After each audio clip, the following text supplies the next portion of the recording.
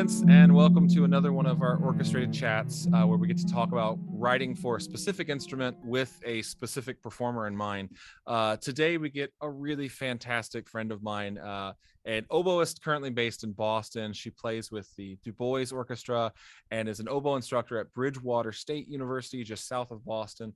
It's Allie Mitchell. How are you, Allie? I'm doing great. It's so good to be here. Thank you for having me.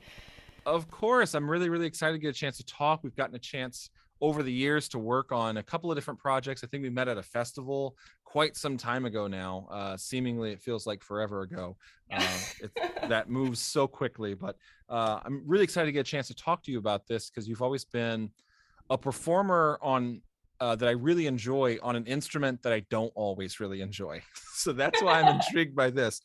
I struggled with the oboe for the longest time. I don't know if it was like a timbral thing to my ear, starting off in pop music, and I wasn't used to hearing oboe because it doesn't show up too much in pop music. So Yeah, maybe and that was something. if it does, sometimes it's a MIDI recording, and MIDI oboe is the absolute worst. So, No good. But something about it, I'm very happily a fan. I'm Team Oboe now, but I'm hoping we can help some other students as well and get a sense of what it is that you do, which I think you do so well. My first question that I always ask performers is, what's something that you really love to play on your instrument? so in general, I think most musicians probably feel this way, but things where I can really explore really rich dynamic contrast is Mm, something that is so important. It's really I guess kind of stagnant if you're just given something where it's mezzo forte the whole time and you don't have any directions or the phrase doesn't really allow you to go anywhere and explore those different musical possibilities. And I think sure. that something that um, is really special is being able to access especially soft moments. I think that isn't done as frequently on oboe as it could be. A lot of times it's just oboe's going to be really loud and it's going to be, Yeah. penetrating the sound of the orchestra.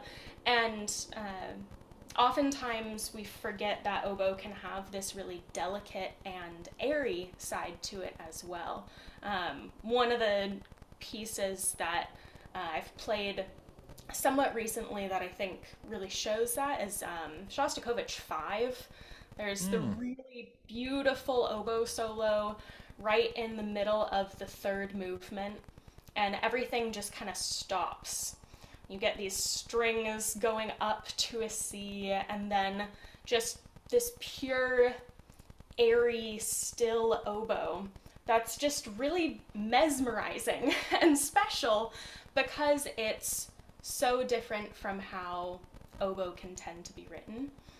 sure. So I think that's, a general thing, being able to explore those different dynamics and with that different tone qualities that you can access.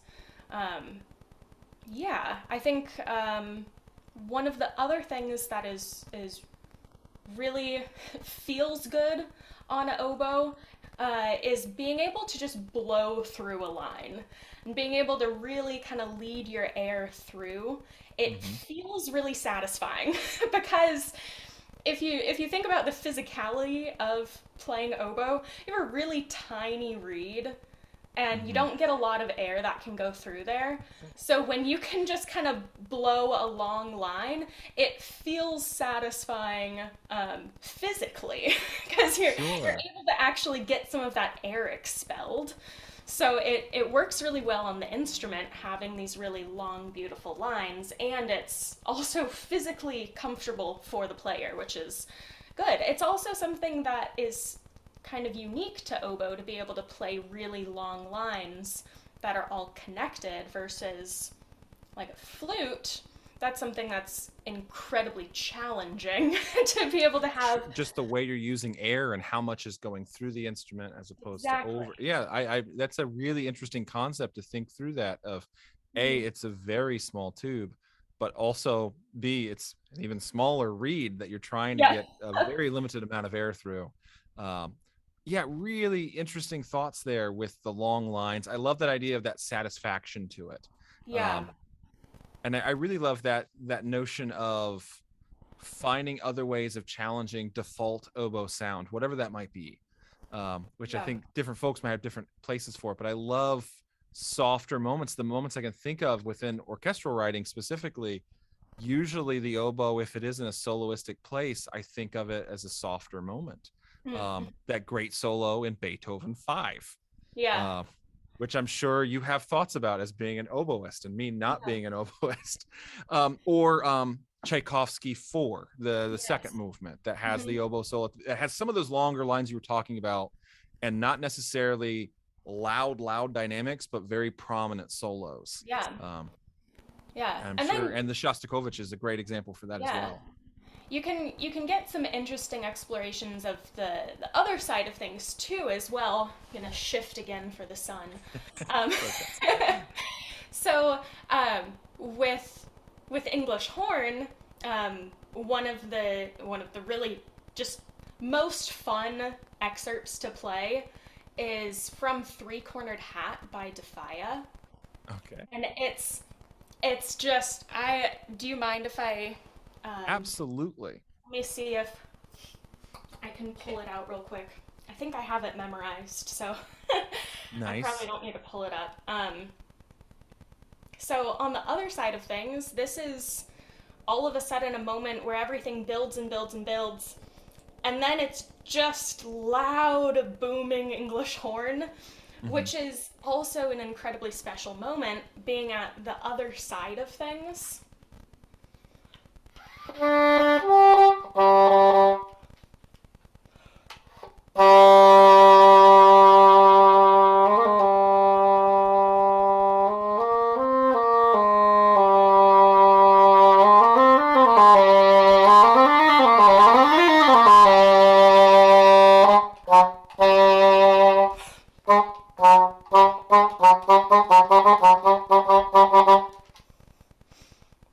I And love it. That's it's fantastic. it's so much fun because again you get those really long lines, Hmm. but then this kind of disjunct staccato section at the end, Yeah. and you just really get to kind of honk into that low register. I was going to Because say it gets to honk. That's yes. that gets what that's what you get to do. And I'm thinking of so much of trying to pull back the honkiness from low Mhm. register oboe writing, which is a Yes. challenge. But leaning into that where it's perfect for English horn. It works Mhm. so well for English horn. Uh, Yes. yeah. I love moments like that, and talking to students about not having trying to think about lines that don't work against the mechanics of the instrument but with it. Mhm. So if you're Yeah. writing, if you know you're writing for English horn, you have a different sense of dynamics that your sense of where are you going to be softer or louder changes quite a lot. And I love that, Yeah. that leaning in to really get a very aggressive articulation along with a heavier dynamic there. That's fantastic. Yeah. Yeah, and it's something that is really comfortable on the instrument, and it's something that you often have to fight based off of what the music is saying to do. So a lot of times, unfortunately, we'll get music for oboe or English horn that is asking to be incredibly soft and delicate in the low register. And although it is possible, it is really challenging.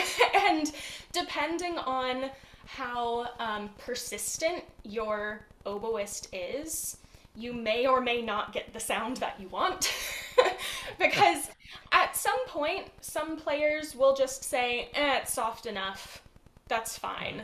And it still sticks out of the texture quite a bit. The thing that's really lovely is being able to have some moments where maybe you just really, really want like a low D concert pitch on oboe, and that's just what just fits perfectly in there. And there's an option then to say, oh, well, maybe I could give that to an English horn instead, and not make the oboist strain and stress and All and for that one note. yes, yeah, and I guess going along with that, English horn, um, it does function as an extension of the oboe register, so it can be used as getting kind of that bridged sound between oboe and bassoon, Mm, getting in that middle range, which can be really nice. But it also can stand alone as its own timbre and its own texture. As a solo instrument, obviously, that is sure. heard in orchestral excerpts all over. Um, but as an instrument that can pair with different sections as well, which is really special.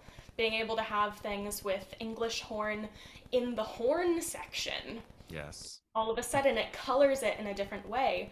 Or English horn with the cellos, and you Sure. get these really nice textures and sound combinations that you don't really get with oboe and cello or oboe and horn. It's a Sure. different, darker sound to it. And I like that as well because it's oftentimes we find that's a pretty typical connection, but a lot of times, especially if it gets so low in the oboe register, they just think, oh, I should just put it in a high bassoon part. Hmm. And that's a completely different vibe. It's not that that Yeah. couldn't work, but high bassoon does not sound like English horn. Yeah. It really doesn't, for a lot of different reasons. And it's a lovely sound, but I love that as a conduit in there, the same way that we might think of like bass clarinet, where it can extend up to sound like clarinet, but it's also its own standalone thing, or Hmm. alto flute, to where like any of Yeah. those instruments we think of as doubling, they're really these rich, strong instruments that do so many fantastic things. And I like the Hmm. idea of putting English horn with horns or cello, Hmm. um, as opposed to trying to put something a little too high for the register for bassoon, or in that same sort of mid ground area that bassoon starts to change color. And Yes. and that's like where English horn can shine so much. That's awesome. Yeah. Yeah, it's definitely has to do with the register color changes on each instrument. Sure. And if you're in that low range on oboe, it's really just mid range on English horn.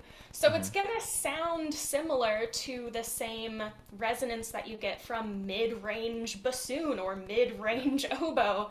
It's that same really warm sound Hmm. that is accessible. So I think that's something that is important to think about is what tone color you're interested in getting. If you want low oboe in in this certain um, in this certain like range of notes, that's totally fine. Um, and that is, fitting in certain areas. It doesn't Yes. have to be like every single time you want a low D on oboe, you have to write it for Oh, English horn. yeah, that's But true. Yeah. it's something that can be considered of, is this color something that I'm interested in exploring instead of this other color? And it's that idea of they're they're like within the same color family. You Sure. have like a blue and a turquoise. So it's Oh, gotcha. they're No, I like that. Yeah. they're very similar and they have these areas that meld, but they are distinct sounds and colors. Sure.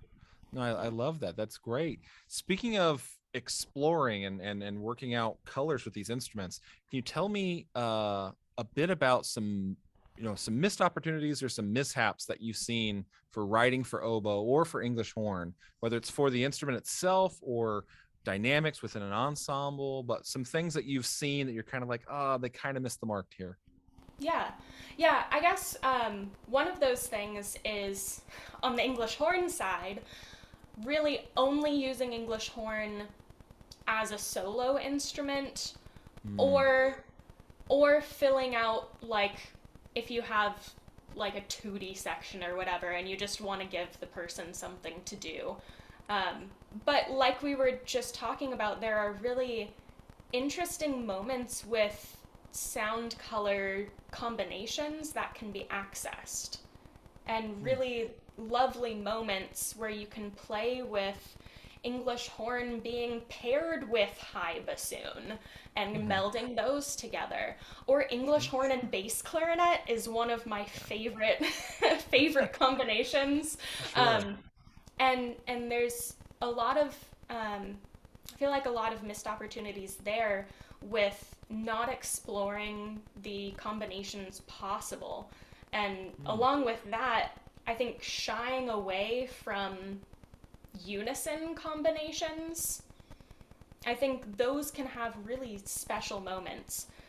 I think when you have two players playing in unison, if you have more than that, it can be a little difficult to decide whose pitch you're going to Sure. gravitate towards. But it's such a magical thing to have a moment where you're in unison with one other person and you can just lock in and you can really hear that completely different sound happen. Sure. Um, I went and saw the Boston Symphony uh, pre-COVID, quite a while ago now, Yeah. and they played La Mer, and Sure. that I re-listened to that piece as I was kind of thinking about this little chat, Hmm. and I really just fell in love with it all over again, thinking about all of the different colors that this piece accesses. And the one that sticks out most to me is when the flute and oboe are playing in unison. It's where is that? I think it's in the third movement, about halfway through.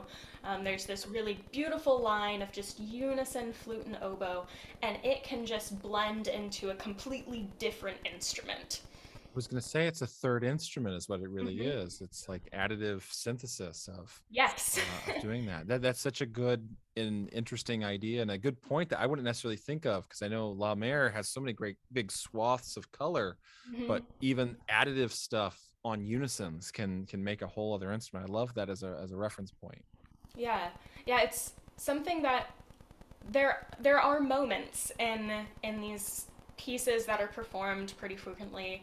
La Mer, in Schubert's Ninth Symphony, in the second movement, right at the beginning, you get oboe and clarinet. Oboe starts the Nice. Yeah. solo, clarinet joins, and it just locks in, and you get this other combination. And it's really special. And I wish it was done more because it's it's just really lovely to be able to have those moments. I think that also is something that we as musicians are drawn towards because it allows us to have this sort of chamber music experience Hmm. within a larger orchestral setting. And that is such a huge part of uh, my love for music is chamber playing and being able to really connect to other musicians through this music. And it's such a direct connection if you're playing right in unison with someone, or if it's a little chamber trio within a large orchestral piece, and you get to have that moment of just fully locking in with this set of other musicians. And it's just so special to have those chamber moments, not just soli and then tutti and then okay, we're gonna have a woodwind tutti, but Sure. be able to have these kind of relationships Mm. form throughout the piece with different sections. It's yeah, it's something that is always so exciting to me to be able to sit in a rehearsal and kind of spot those moments and find those places where I can really connect with someone else. One other example of this is in Jennifer Higdon's piece, The Singing Rooms. Yes. Yeah. It's wonderful. It's a really, really Sure. fun piece to play. And it's it's a very small section, but it was so much fun. It was oboe staccato with viola pizzicato. Oh, okay. I know what you're talking And about. Yes, and that Yeah. locking in together is again such a fun texture and something that I haven't seen in many other pieces that I've played, and Sure. it works so well because oboe has the ability to play incredibly short. Out of Hmm. all of the woodwind instruments, bassoon, oboe, English horn, the double reeds have it the easiest to be able to Hmm. play as short as possible. Because So of that that wind problem we talked about earlier. yes, exactly. Because you end up being able to uh, really quickly stop the reed from Hmm. vibrating, um, versus clarinet, they can play really smooth legatos, and it's Hmm. beautiful. That's harder for oboe to get that same thing. Clarinet, it's harder to play those super super short notes. Flute Hmm. as well. They have to. It's hard to get the air to stop so fast when you have no Yeah. resistance against it. Um, so there are some really special things that oboe, English horn, even bassoon is capable of. That's natural to the instrument with very short sounds, um, and it's fun to be able to access that when it's written for the instrument. That's fantastic. I've first of all, I love the Higdon piece, and I know the moment you're Yes. talking about, but I wasn't even thinking about that with, I've seen other places where I've seen double reeds paired with pizzicato. Mm-hmm. And I've even seen markings in like specifically bassoon and cello is where I've seen it before. Yeah. I've even seen the bassoon marking that says a la pizzicato. Yeah. It's such a funny idea to say that, but it's what you're doing, and then you realize it's the instrument is perfect for it, Mm-hmm. because all of those other instruments you have to do, they have to alter the mechanics of how they're making sound to get that really short sound. And on a bassoon or an English horn or an oboe, it's kind of naturally there. Mm-hmm. So to have that bassoon cello idea moved up with the Higdon piece for viola and oboe makes so much sense. And it's such a great pairing too, because again, you've made a third instrument that's Yeah. not just pizzicato or just oboe sound. It's this new resonant, reedy sort of sound that you don't get with just pizzicato by itself. Mm-hmm. Um, and I love that idea of having chamber moments within bigger pieces. It's almost like this little intimate conversation in a crowded room. And it's like, this is happening right now. This is fantastic. And Yeah. those are always like special little ideas. And I love hearing that musicians are really, really aware and attuned to those little moments, maybe even more so than solos. Because solos, I think it's prepared for us, like it's going to happen. Like so Yeah. very frequently, we think of, oh, the English horn sounds special. How can I treat it special? It should be a solo.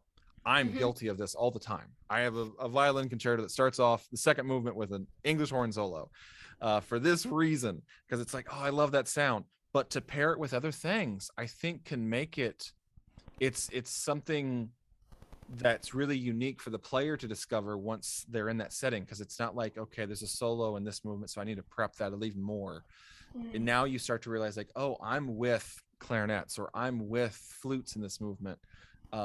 We really have to listen to one another a lot here for whatever we're doing, that it's this small conversation within this larger room. And it's exciting. It really is. I'll geek out about this stuff all day.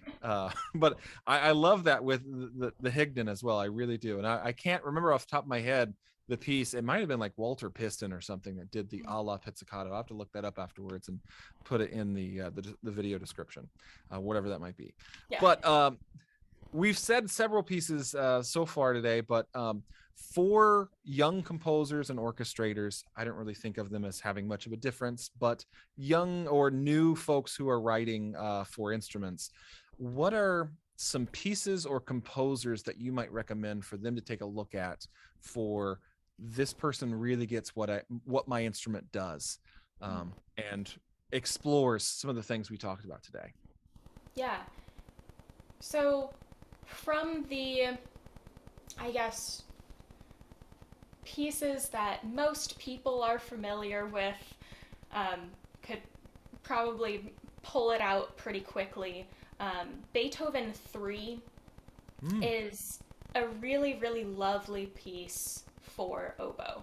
Um, yes, all of the solo moments, wonderful, but there are also really just nice moments written for oboe that lay really comfortably on the Mm. horn. And it's something where like that piece I'm I think I'm playing it 3 times total like this year with a few different ensembles, and I'm happy to play it every time because it just fits really nicely on oboe. Sure. So that is a lovely work to look at to kind of see this exploration of range that is really comfortable on oboe, different dynamics, different long lines that can be explored, different pairings within the woodwinds. And it's a really nice orchestral work for Mm. oboe to look at. Um, That's great. on the solo side of things, one of my favorite things to play is Eugène Bozza Fantasie Pastorale. It's Mm. for Okay. solo oboe and piano, and it's one of my favorite things to play because there are challenges to it. It's still a difficult piece, but it works so well for the instrument that you're never fighting things being difficult to then not sound difficult, I guess. Like I'm A lot of thinking, pieces do that though. Yeah, yes, that's tricky. Francais Mhm. works by Francais for oboe. Sure. Hardest thing in the world, but you don't get that same reward Sure. of playing it because it has to sound simple and easy and like there was no effort in it at all. Mm. And Sure. those works, they just don't sit on the instrument as easily. This piece by Bozza is really lovely because you get these long lines that are cadenza like in the beginning. You get these really fun, fast, technical things to be able to access and challenge that side of Sure. the virtuosic playing, and then get more long, beautiful lines, and then some quicker, fun, kind of dancey type music, which also is very fun to play on oboe. And a lot of times we don't get the dancey type thing is You'll get the because we're tune. like, Yeah. oboe must be the sad instrument. It must be like, or the love theme. Sure. So it's fun to be able to have some other styles as well. No, that's good. Um, How do you yeah. I usually try to whenever I'm thinking of solo pieces for instruments that I like, I always try to ask performers about them.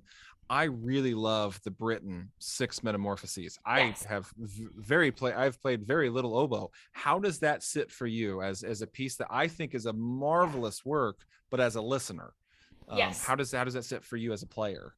It's a really wonderful piece. Oh, right. Especially especially the movement pan, which Hmm. is the very first movement you hear. It is such a lovely, lovely piece. I have the music for it somewhere in that shelf. Yeah. um, and it it's in a really nice range for the instrument. It doesn't get too high. It gets into the low area, but it lets you dig in to those low notes, Not which is against also, the yeah. yeah, you can just kind of press and lean into those low notes instead of having to shy away from them. Sure. And there are really hard technical things in that work as well. You get there's a movement Niobe, which Mm. is just slow, long, very still. Breathing is so hard, but it's so rewarding to play it, and it still Sure. fits really nicely on the range of the instrument. And the very last movement, Arethusa, it's again very technical. It's a difficult thing to play with all of the fast fingerings, but it still is something that is incredibly doable for many levels of players. Mhm. So it's not something that it's like you have to have graduated with a doctoral degree to be able to play. This one, yeah, this one gate. I've seen that work Yeah. excerpt out so much too Hmm. for those different levels. It's Yes. where I've seen probably Pan programmed by itself Hmm. more than just about anything. And I'm Yes. sure you could pull out other movements, but I love hearing that because it's never a work that I thought that was pulling teeth, but it wasn't always a walk in the park either. And I love Yes. that that road is fantastic. So that's great. Yeah. Um, in terms of chamber or orchestral works, what might come to mind? You mentioned the Beethoven. Other pieces to where you're seeing some interesting work done for the instrument, or someone that really understands, balance within the woodwinds or within the ensemble. Yeah. Um, for for oboe, for first oboe, not second oboe, Dvorak is really, really incredible. Second oboe, written by Dvorak, is the hardest thing in the world, and Is it just too low? it's too low. Yeah, It's in the Dvorak should be clarinet too. Serenade. And Yes, in the Serenade as well as in Dvorak 8. okay, There are very, very low second oboe things, and it's one of those things where if you see that programmed and you know you're playing second, you're just like a little tense about it, yeah, because yeah. it's it's one of those moments where is it has to be so so delicate and so just transparent in the texture, and if you screw that up, you mess up the rest of the whole wind section, and you're like, you've now ruined this just really lovely moment that could have existed. So second oboe in Dvorak, not so much, but the first oboe writing is really really lovely, as well as English horn. You get the New World Symphony solo, that is the most famous English horn Sure. solo, probably. Um, that's so well written for the instrument, being able to even leaning into the way the phrase is shaped with the crescendos and the notes that are happening. It's Mhm. really leaning into the tendencies of the instrument with all of the ways that it grows and recedes in sound. Um, and Dvorak's wind writing is really lovely as well between sections. I Mhm. know I recently played Dvorak 8, and the moments, again, with the flute in that, with oboe and flute, are just so special to be Mhm. able to kind of like your buddy right next to you, just Sure. really, really kind of hook in and click and have those really really special moments. I think Dvorak is a wonderful composer for the wind section in general, but oboe gets really special with his work there. I love Um, that so much because you get a sense of really, really great stuff and then missteps by a composer who gets performed a lot. And I yes. think there's this idea that it's just to a certain level, and composers of a certain ilk all just write great for all of the instruments. We had some string players recently bemoan playing Schumann symphonies because their parts just didn't work well for their instruments. They're lovely pieces, but their instruments just have issues with that. The Dvorak, I would have never have thought to look at oboe 2 in Hmm. that piece, because if I heard oboe writing, I would think, oh, that sounds great, it works great. But then if you see, that secondary part that maybe should have went to another, like I was saying, maybe clarinet 2 could have covered Yeah. that better. um that I love that there's always a give and take, and that the works that are performed and we love over time aren't necessarily perfect for all instruments at all times. Hmm. And I think that's a big takeaway for anybody, whether musician or composer alike. Yes. Yes. Yeah. There's definitely not a certain point in which, our canon of composers, which I don't really love that It's idea, absolutely. but the canon, not everything by Beethoven works well on oboe. Not everything by Sure. Dvorak works on oboe. Not everything by Mahler. There's a lot of stuff that's written in Mahler that's just really, really hard on the instrument Sure. and is tricky to put together. And there's also really special moments. So there's definitely a wide range within each piece of what is really written idiomatically for the instrument and things Mhm. that you just have to figure out how to play. But it's nice when it's considered with what you can do as a composer or orchestrator or arranger to be able to make your players happy Sure. and to be able to make things fit well on the instrument so you can get the best result possible. Um, if you really want to have a kind of penetrating sound and really soar through the orchestra, it makes sense to use really loud oboe. Maybe in that situation, you would want to use oboe over English horn because English horn has a little bit darker, sometimes more muffled sound.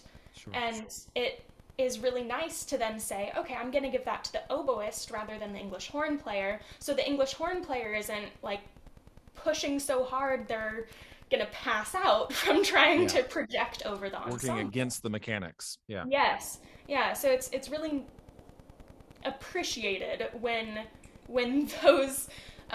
those are considered the mechanics of the instrument and what can really help your players out to make the experience as good as possible for everyone involved. I love it. Thank you so much for making this experience fantastic and sharing a bit of your wisdom for some up and coming composers and performers and musicians. Thank you so, so much, Ali. I appreciate all of your time and your efforts. Of course, it was so good to see you, and have fun writing for oboe and English horn.